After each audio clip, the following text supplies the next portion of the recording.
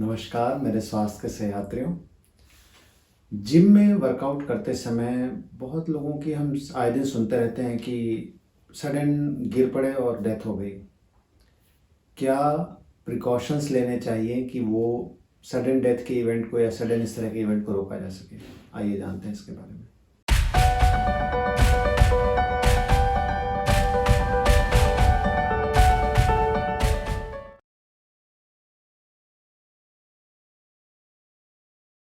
हमें अधिकांशतः लोग जिम में एक्सरसाइज करना चुनते हैं दो कारणों से। पहला कि आउटडोर में एक्सरसाइज करने की जगह नहीं है महानगरों में, बड़े शहरों में, या आप ऐसी लोकेशन पे रहते हैं जहाँ पे कि भीड़ भाड़ ज़्यादा है या प्रॉपर सुरक्षित सड़क नहीं है। तो या फिर हम कुछ मोटिवेशन चाहते हैं, कुछ ट्रेनर चाहते हैं, कुछ ऐसा व्यक्ति चाहते हैं जिसको देख के हम एक्सरसाइज सीख सकें, वो हमें प्रॉपर गाइड कर सके। कुछ बातों का हमें ध्यान रखना बहुत ज़रूरी है। पहला कि हम जिम में जो जा रहे हैं उसका क्या पर्पस है, क्या मकसद से हम जिम में जा रहे हैं। क्या हमारा मकसद हेल्दी रहना है या क्या हमारा जो उद्देश्य है वो है मसल बनाना, अपनी बॉडी बिल्डिंग करना। अधिकांशतः लोगों का 90% लोगों का पर्पस स्वस्थ रहना होता है। 10% लोग, स्पेशली युवा वर्ग के लोग होते हैं जो बॉडी बिल्डिंग के लिए भी जाते हैं। हमें हमेशा पहली प्रायोरिटी अपने स्वस्थ रहने को देनी चाहिए। आपका शरीर जब एक हेल्थ के एक सर्टेन लेवल को अचीव कर लेता है, एक सर्टेन लेवल पर पहुंच जाता है, उसके बाद आप बॉडी बिल्डिंग पे फोकस कर सकते हैं। अगर शुरू से आप बॉडी बिल्डिंग पे फोकस करते हैं तो वो एक गलत दिशा में प्रयास शुरू हो जाता है। एक कमज़ोर बॉडी की बॉडी बिल्डिंग करना आपके लिए नुकसानदेह हो सकता है।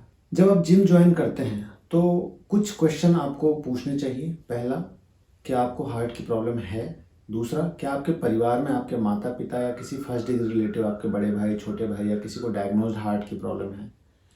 तीसरा, क्या आपको शुगर, ब्लड प्रेशर या किडनी की कोई बीमारी या कोई क्रोनिक डिजीज़ है या लंग्स का कोई प्रॉब्लम है? चौथा, आपको एक्सरसाइज की कितनी हैबिट है? आपने पिछली बार कब एक्सरसाइज या जिम में वर्कआउट किया था? अगर आपके फैमिली में हिस्ट्री है या किसी तरह की डिजीज़ है या आप अगर ओवरवेट हैं, आपको बहुत ही ग्रेजुअल तरीके से एक्सरसाइज शुरू करनी चाहिए। एक्सरसाइज की शुरुआत हमेशा धीमी होनी चाहिए, चाहे आप कितने भी समय से एक्सरसाइज करते आ रहे हैं। अगर बीच में गैप महीने 2 महीने या उससे ज़्यादा का हो गया है आपके पुराने जिम ट्रेनिंग से और अभी की ट्रेनिंग में, आपको एक्सरसाइज वापस से धीमे धीमे शुरू करना चाहिए। पिछला स्टेमिना हमारा जो था वो स्टेमिना बहुत तेज़ी से नीचे जाता है और वापस से उस स्टेमिना को अचीव करने में कुछ समय लगता है। इस बात को हमेशा याद रखना है। अगर हम पिछले स्टेमिना से तुलना करते हुए सडनली एक्सरसाइज विगरस शुरू कर देंगे वो हमारे लिए नुकसानदेह हो सकता है। डेली हमें इस बात का असेसमेंट करना बहुत ज़रूरी है कि क्या पिछली रात या पिछले कुछ रातों में हमने प्रॉपर नींद ली है। अच्छी नींद अगर आपने ली है वो आपको सुरक्षित रखती है किसी सडन इवेंट से। दूसरा, क्या आपका स्ट्रेस लेवल बहुत ज़्यादा रह रहा है पिछले कुछ दिनों में? अगर वो बहुत ज़्यादा है, आप जिम को बहुत लाइट रखें और अपना दिमाग हल्का करने के लिए, अपने हेल्थ शेड्यूल को बनाए रखने के लिए केवल जिम करें जब तक कि आपका स्ट्रेस लेवल कम ना हो जाए। और तीसरा, बहुत हेवी डाइट तो नहीं लिया है आपने जिम आने से पहले।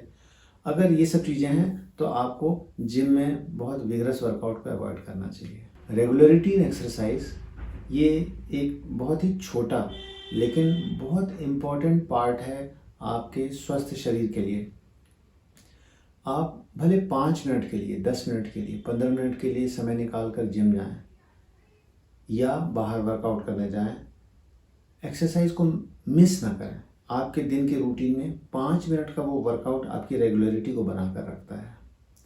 और हम ऐसा कभी एक्सक्यूज नहीं निकाल सकते कि हमें 5 मिनट का समय भी नहीं मिला।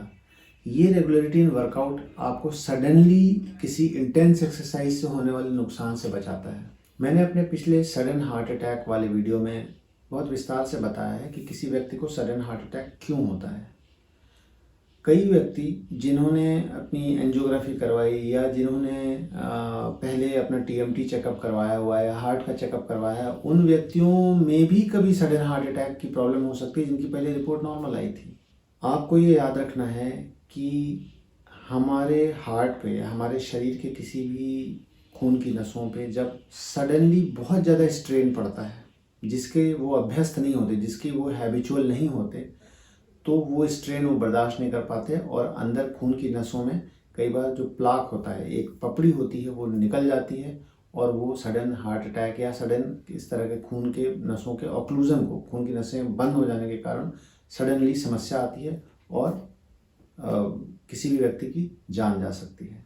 सबसे महत्वपूर्ण बात जो आपको याद रखनी है, आपका ट्रेनर हो सकता है वो आपकी हिस्ट्री, आपके पास्ट, आपकी फैमिली हिस्ट्री और आपके वर्तमान एग्जिस्टिंग मेंटल स्टेटस के बारे में ज़्यादा अवेयर ना हो और वो आपको उसी रूटीन प्रोटोकॉल में एक्सरसाइज करने को कहता है। इसलिए आपका खुद का एक कंपास, एक दिशा सूचक होना बहुत ज़रूरी है, जो आपको ये बताए कि एक्सरसाइज मुझे कितनी करनी है। और जैसा कि मैंने पहले अपने वीडियोज़ में बताया हुआ है, आपका हार्ट रेट मॉनिटर आपके लिए एक सुरक्षा कवच की तरह, एक प्रोटेक्टर की तरह काम करता है। अगर आपके जो स्मार्ट वॉच हैं, आपके पास हार्ट रेट मॉनिटरिंग डिवाइस है, जो 5-10 हज़ार रुपये में एक अच्छी क्वालिटी के हार्ट रेट मॉनिटरिंग डिवाइस आ जाते हैं, वो घड़ी में आप कनेक्ट करके देखते रह सकते हैं। एक्सरसाइज करते समय अगर आपका हार्ट रेट एक सर्टेन लेवल से ऊपर जाता है तो निश्चित रूप से आपको अपना एक्सरसाइज की इंटेंसिटी कम कर देनी चाहिए।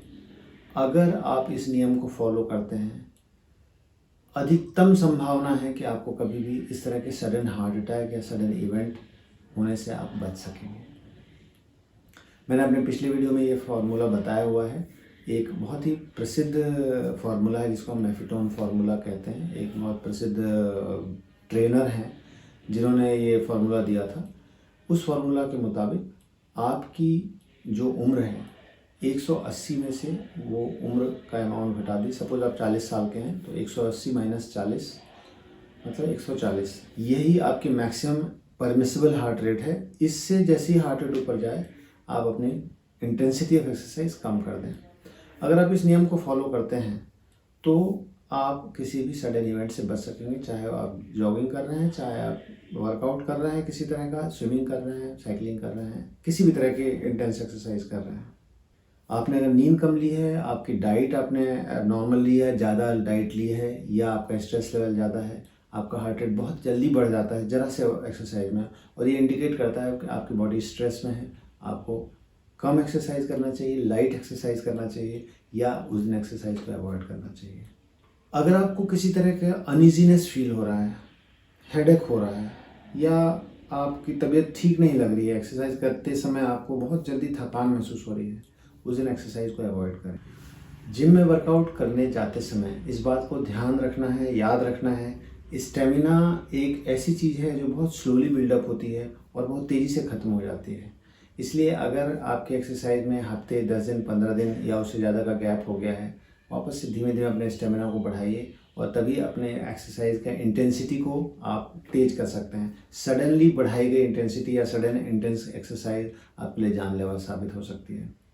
आज की वीडियो में हमने जाना कि जिम में वर्कआउट करते समय सडन इवेंट को रोकने के लिए आप कुछ चेकलिस्ट ज़रूर देखें, अपनी history.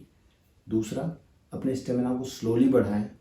Heart rate monitoring device अगर आप अफोर्ड कर सकें, वो आपके लिए बहुत बड़ा एक प्रोटेक्टर साबित होती है। अपनी रेगुलरिटी ज़रूर बना के रखिए, वो आपके स्टेमिना को घटने नहीं देती। और अगर जिम में आप अनईजीनेस महसूस कर रहे हैं तो उस दिन बहुत हल्का एक्सरसाइज या जस्ट चहलकदमी करके वापस लौट आइए। फिर मिलेंगे हम एक नई स्वास्थ्य यात्रा पर, तब तक के लिए नमस्कार।